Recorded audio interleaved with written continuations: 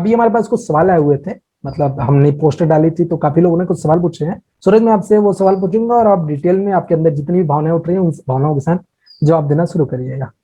Which 3 or 4 chapters of bio should we prepare so that we may easily solve 5 to 6 questions in IIT being a PCM student? तो मैं इसका जवाब मैं खुद दे देता हूँ कि भाई, मतलब सूरज तुम बताना कि सही है कि नहीं।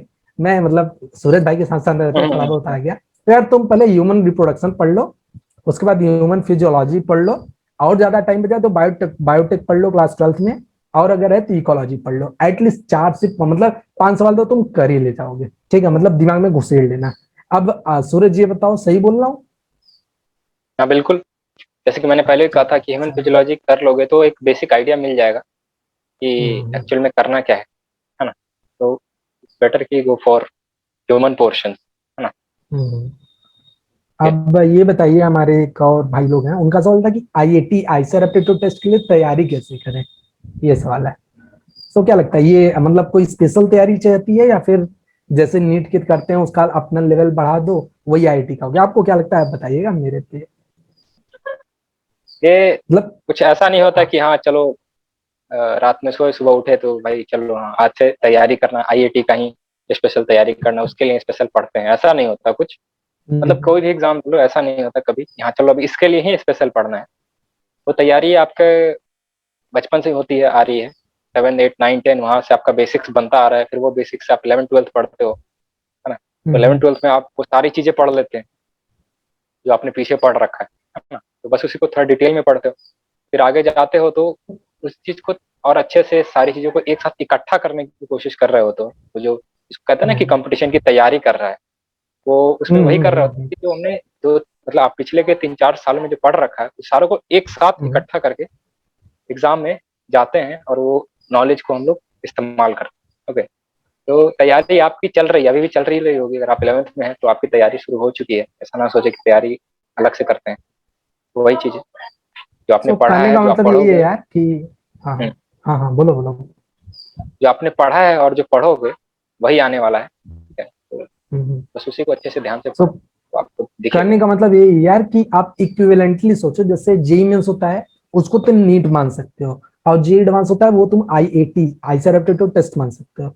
तो तुमको तैयारी वही करनी है, नीट की तैयारी करनी है, बस अपने सवाल समझने का लेवल, सवाल सॉल्व करने का लेवल बढ़ा देना है, मतलब अपनी मेहनत थोड़ी सी बढ़ा देनी है बस। और कोई अलग से तैयारी नहीं होती यार, लेवल बढ़ता है। जैसे जेई मेंस वाले जे एडवांस भी देते हैं तो लोग अलग से थोड़ी कुछ करते हैं, बस सवाल अलग तरीके से पढ़ना सीख लेते हैं, अलग तरीके से, मतलब क्योंकि काफी बड़ा सवाल आता है तो आपको सवाल समझने का मतलब एफर्ट थोड़ी सी ज्यादा लगेगी बस, और कुछ नहीं होता। मतलब आपको नीट की तैयारी करनी है, ऐसा मान के चलो।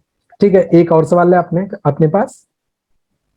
आई एम ए पीसीबी स्टूडेंट, ठीक है, is it sufficient to study only these 3 subjects और math is also important for selection in IIT? मतलब मैथ, मतलब पीसीबी वाला बंदा है, और क्या ये पीसीबी पढ़े या फिर मैथ्स भी जरूरी है? आप क्या सजेस्ट करना चाहोगे? हाँ तो अब यहाँ पे देखिए कहानी पलट गया पूरा, कहानी पलट गया। लेकिन वही है कि ये जो पीसीएम वाले बच्चे होते हैं जो मतलब इतने पीसीबी, लॉजिक होता है, तो समझ प्लीज होता आप। है ना, हाँ हाँ, कि वे बायोलॉजी कर लेंगे, है ना, थोड़ा बायो पढ़ के हाँ कर लेकिन सकते हैं। बायो वाला लेकिन ये नहीं। पीसीबी वाले जो बच्चे होते हैं, ये मतलब ऐसा नहीं है कि हाँ चलो एकाएक शुरू कर दिया हमने मैथ पढ़ना, रिलेशन फंक्शन सेट्स वगैरह, आ गया। इंटीग्रेशन डिफरेंशिएशन ट्रिग्नोमेट्रिक रिलेशन अचानक से इतने सारे इतने लेवल पे, वास्ट लेवल पे नहीं कर पाएंगे। तो यहाँ पे उनके लिए थोड़ा सा टफ हो जाता है। लेकिन जो मैथ्स वाले हैं उनको रिकमेंड तो करूंगा कि हाँ आप लेकिन पढ़ सकते हैं। किसी भी वाले के लिए एकदम इन्होंने वक्त बदल दिया, क्योंकि बायो वाले मैथ्स कर नहीं सकते जल्दी, जज्बात बदल दी। बिल्कुल एक चीज मैं सिंपल है भाई। कहूंगा यहाँ स्पेशली पीसीबी वालों के लिए। हम्म। हम्म, बोलो बोलो, सिंपल है क्या? नहीं नहीं ठीक है, बोलिए। तुम कुछ बोल रहे थे? ठीक है, नहीं तो मैं जो बोलना चाहूंगा, जो मुझे लग रहा है हमारी टीम को, जो शायद आपके अमन भैया को भी वही लगेगा, कि अगर तुम पीसीबी वाले हो, इसका जवाब मैं देता हूँ, अगर तुम पीसीबी वाले हो, मैथ्स में हाथ डालना है ना, तो कोई एक सेक्शन ले लो। जैसे मैथ्स के ढेर सारे सेक्शन है, जैसे कोऑर्डिनेट हो गया, कैलकुलस हो गया, सिंपल अलजेब्रा हो गया, और ढेर सारी चीजें। तो कोई एक सेक्शन ले लो, मतलब तुम्हारा दिमाग चलता है तो कोई सेक्शन, जैसे कोऑर्डिनेट सिस्टम ले सकते हो तुम, उसका कुछ बेसिक्स लगा सकते हो सकता है 1-2 सवाल, अगर तुम्हारी मजबूरी है तब। अगर मजबूरी है, जिससे आपके अमन भैया बता रहे थे पुराने वीडियोस में कि जैसे- ओपन से कुछ आईसर पुणे का क्या सिस्टम है वो बताओ। जैसे क्या मैथमेटिकल 120 नंबर। एक चैप्टर है मैथमेटिकल इंडक्शन, वो लगा सकते हो। एक हो गया नहीं नहीं, मैट्रिक्स। पहले वो बताओ, पहले वो बताओ, हाँ पहले वो 120 वाला क्या सिस्टम हाँ, है। 120 बहुत सारे बच्चे जो ओपन कैटेगरी के हैं, तो 120 मार्क्स में भी उनको आंसर पुण्य नहीं मिल रहा है कभी कभार, तो वो बच्चे थोड़े रहते हैं परेशान। ओके, तो उनको मतलब मजबूरी है मैथ सॉल्व ही करनी पड़ेगी हाँ, एटलीस्ट। अगर पूरा पीसीबी भी सॉल्व कर लें तो 105 नंबर आएंगे उनके, हाँ, 105 उनको माइनस मैथ्स में नंबर आएंगे। 135 आएंगे। पर हाँ सर भाई, पूरा सही नहीं होता है, कहने का मतलब हाँ हाँ हाँ। वही बात है। तो मैथ्स में अगर हाथ घुसेड़ना चाहते हो तो जो एकदम इजी चैप्टर्स हैं, जैसे आपके अमन बिहार बोला मैथमेटिकल इंडक्शन, कुछ इजी चैप्टर्स कोऑर्डिनेट्स हैं, मैथमेटिकल जैसे रीजनिंग भी लाइन हो वगैरह गया। लगा सकते हो। पर हाँ सर मैथमेटिकल रीजनिंग लाइन में तो भी उस समय दिक्कत ये है घुसेड़ो कि ज्यादा सवाल बेटर जो है। बनेगा शेड लाइन का, वो बच्चा बहुत मुश्किल कर पाए। जैसे मैथमेटिकल तो इंडक्शन में वो ट्रुथ टेबल वाला सवाल जो आते हैं वो डायरेक्टली कर लेगा। हाँ मैट्रिक्स में वो जो वो कर सकते हैं, ए ट्रांसपोज वाला है, जो उधर ट्रांसपोज वाला है और इनवर्स वाला है, वो कर लेगा डायरेक्टली। लेकिन ओवरऑल मेरा सजेशन यही है यार, एक बार फिर से हमारा सजेशन यही है कि अगर तुम पीसीएम वाले हो तो अपनी क्षेत्र में रहो, कोशिश करो उसी में बढ़िया स्कोर करने की। अगर तुम पीसीबी वाले हो तो अपनी क्षेत्र में रहो, सीमा रेखा में रहो और कोशिश करो उसी में बढ़िया रहने की। दूसरे के मामले में टांग लड़ाओगे तो न तुम घाट के रहोगे न घर के रहोगे। कहने का आई मतलब होप अगर आप पीसीएम करते हैं या समझ। पीसीबी करते हैं तो आपको आइसर मिल जाएगा, मतलब टॉप 3-4 आइसर मिल ही जाएगा, तो उसको कोई दिक्कत वाली बात नहीं। सर क्या बायो कंपल्सरी है पीसीएम वालों के लिए? नहीं, ऐसा कुछ भी नहीं है। सूरज नहीं है ना? अमन भी शायद बता देगा। नहीं, नहीं ऐसा है, जरूरी तो नहीं। नहीं है। कोई कंपल्सरी नहीं है। बहुत सारे करियर सर ऑप्शंस हैं पीसीएम में भी, जरूरी हम्म, थोड़ी कि सर आईआईटी मैं बचा।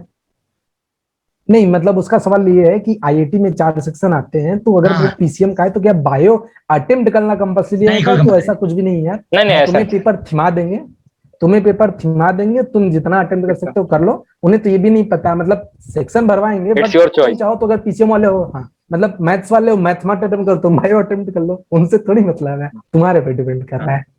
ठीक है इट्स योर सर, मैं चॉइस। बोर्ड स्टूडेंट हूँ। अरे अपना पेपर है यार, अपना असल लोग पैसा तुम्हारा है, आओगे तो आओगे, नहीं आओगे तो नहीं आओगे, बस वही है और क्या। सर मैं बोर्ड स्टूडेंट हूँ तो हमें पता नहीं कॉम्पिटेटिव एग्जाम्स का प्रॉब्लम सॉल्व कैसे करते हैं, तो आप प्लीज लाइव पेपर सॉल्व करवाइए। सॉल्व कीजिए फॉर ऑल सब्जेक्ट। कराएंगे यार, हाँ मतलब इसका जवाब तो ही लोग दे देंगे कि भाई करवाएंगे, थोड़ा सा समय चाहिए, अभी we are just growing up. ठीक है, इज सूर्य आपके लिए सवाल है, is animal physiology and ecology important for IIT? हाँ भाई बहुत इंपॉर्टेंट है। सूरज आप बताइए। ज्यादा वीडियो अच्छी में यही बात करते आ रहे हैं हम लोग कि ये कितना इंपॉर्टेंट है, तो yes it is top most important reason ये चैप्टर। वीआईपी है, पढ़ना पढ़ना तो पड़ेगा। और सर ये पूछ रहे विच हैं आर कि थ्री चैप्टर से कितने क्वेश्चन आते हैं, ये इकोलॉजी वाला चैप्टर और ये वाला जो बच्चा पूछ रहा है, ये animal 6 physiology question, 6 question. 3 to 4। 5 question, 5 से 6 क्वेश्चन आ ही जाते वही मतलब जो लास्ट सेक्शन में, मतलब जो आपके सूरज भैया ने बताया कि human reproduction, human physiology, ecosystem और बायोटेक्नोलॉजी, अगर ये 4 सवाल मतलब ये 4 कर लोगे तो एटलीस्ट आपके 5 से 6 सवाल बन जाएंगे। और ये दो जो इन्होंने भाई साहब ने पूछा, एनिमल फिजियोलॉजी और इकोसिस्टम, एटलीस्ट 3 से 4 सवाल आपके आराम से बन जाएंगे। सूरज भैया राइट रॉन्ग? हैं। बिल्कुल सही बिल्कुल सही है। ठीक है। हाँ